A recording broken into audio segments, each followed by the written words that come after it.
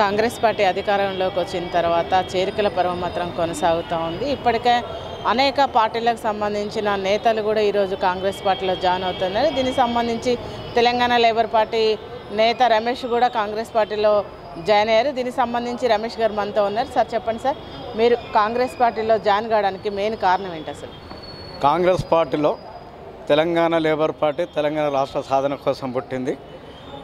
తెలంగాణ రాష్ట్రం వచ్చింది.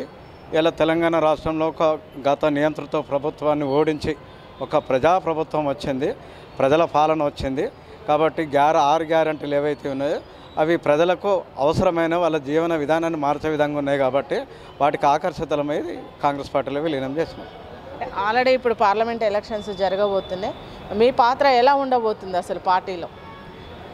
పార్లమెంట్ ఎన్నికలలో కాంగ్రెస్ పార్టీలు గతంలో ఉన్న వాళ్ళ కాంగ్రెస్ పార్టీల నాయకులతో పాటు అన్ని స్థాయిలలో, రాష్ట్ర స్థాయిలో, జిల్లా స్థాయిలో, మండల స్థాయిలో, బూత్ స్థాయిలో కూడా మా నాయకులు కూడా వాళ్ళతో కలిసి పనిచేసి అత్యధిక మెజార్టీతోటి పార్లమెంటు మెంబర్లను గెలిపించడం కోసం తెలంగాణ లేబర్ పార్టీ గత నాయకులంతా కృషి చేస్తారు. అంటే మీరు అడ్వకేట్ల పాత్ర ఎట్లుంటుంది అసలు? అంటే అడ్వకేట్లందరినీ మీరు సమన్వయం చేస్తున్నారు, ఏమైనా కమిటీలు వేసి మీరు ముందుకెళ్తున్నారు? అసలు నేను తెలంగాణ రాష్ట్రంలో దళిత న్యాయవాదుల సంఘాన్ని కూడా అధ్యక్షుడిని.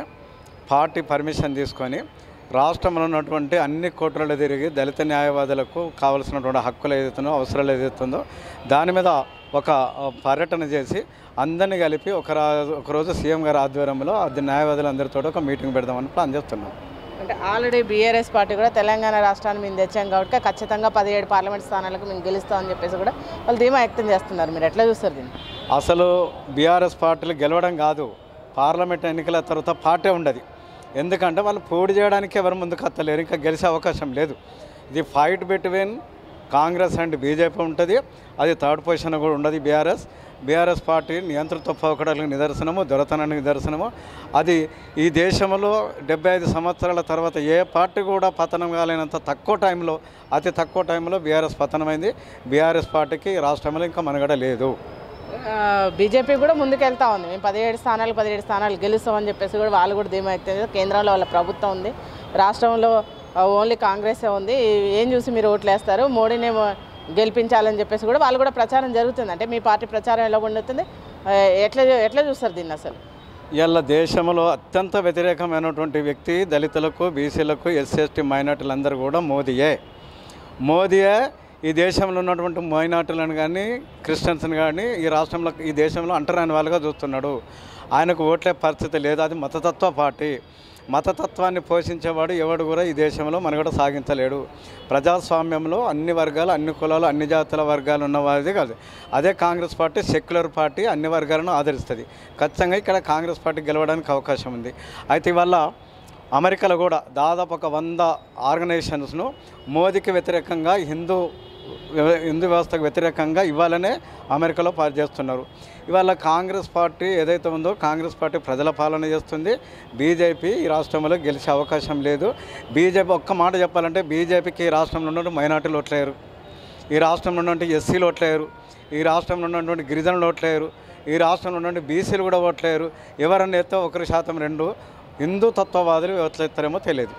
అంటే ఆల్రెడీ ఇప్పుడు రాష్ట్రంలో కానీ దేశంలో కానీ పెద్ద చర్చ జరుగుతుంది మద్యం లిక్కర్ స్కామ్ విషయంలో. అటు ఢిల్లీలో కేజ్రీవాల్ని అరెస్ట్ చేశారు, ఇక్కడ రాష్ట్రంలో కవితను అరెస్ట్ చేశారు. మీరు ఎట్లా చూస్తారు దీన్ని? అసలు చేసుకున్నోడికి చేసుకున్నంత. కేసీఆర్ పాపం ఇప్పుడు గౌరవ ముఖ్యమంత్రి గారి బిడ్డ పెళ్లి చేస్తే కనీసం పెళ్లి కూడా అటెండ్ కాకుండా చేసిండు, జైల్లో పెట్టిండు. ఆ పాపం ఇవాళ కేసీఆర్ కొట్టింది, కవిత కొట్టింది. కవిత ఈ దేశంలో అత్యంత అవినీతిపరురాలు. లిక్కర్ స్కామే కాదు, ఆమె మీద ఇంకా అనేక స్కామ్స్ ఉన్నాయి. ప్రపంచ దేశాలలో, అన్ని దేశాలలో ఒక బ్రాంచెస్ పెట్టి ఇతర దేశాలను 1000 కోట్ల రూపాయలు వసూలు చేసింది. అదేవిధంగా సింగరేణి కార్మికులకు కూడా, కార్మిక సంఘం అధ్యక్షులను కూడా అక్కడ కూడా ఆమె అవినీతికి పాల్పడ్డది. ఆమెకు ఇది ఆరంభం మాత్రమే, అంతం కాదు. ఈ అరెస్ట్ అనేది, లిక్కర్ స్కామ్ అనేది కేవలం ఆరంభం మాత్రమే. ఆమె ఇంకా అనేక కేసులలో జైలుకు పోయే అవకాశాలు ఉన్నాయి, పోతుంది కూడా. కాబట్టి నేను ఒకటే చెప్తున్నా, ఆమె ఇప్పటికైనా తప్పొప్పుకొని ప్రజలకు లొంగిపోయి క్షమాపణ చెప్పాలి. నిన్న జైలుకు పోతుంటే జైలు కొడుతుంది. తెలంగాణ ఉద్యమాన్ని ఇంకా నాశనం చేయకండి, తెలంగాణ ప్రజల మనోభావాలను దెబ్బతీయద్దని నేను కవిత గారికి, కేసీఆర్ గారికి చెప్తున్నాను.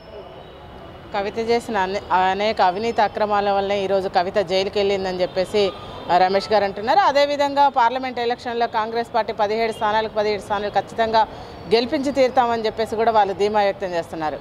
కెమెరామెన్ నరేష్తో స్పందన, మాస్టర్ కి టీవీ, హైదరాబాద్.